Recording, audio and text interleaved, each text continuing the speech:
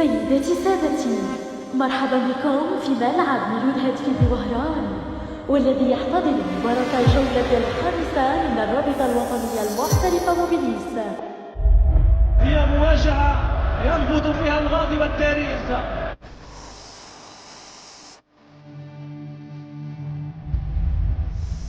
هذا ملعب ميلود هاتفي بوهران، وهذه هي أجواءه، وهؤلاء هم أطراف العارضة لأرضية ميدان مولودية وهران شبيبة القبائل. فريقان شعارهما الليل فوز، هدفهما النقاط الثلاث، طموحهما العودة إلى سلة الانتصارات في بوابة هذه المباراة.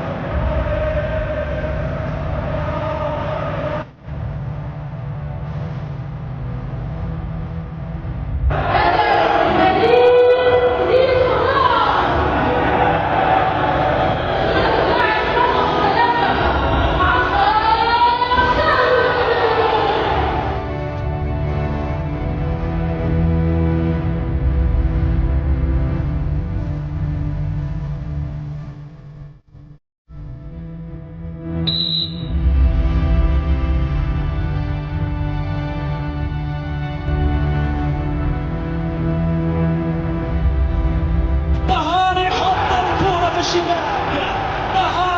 الكورة في الشباك يدون الثاني للنادي الوهراني، الثاني للنادي الوهراني.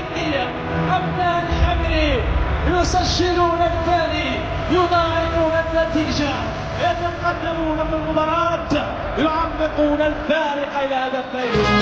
سمونا أولاد الحمري.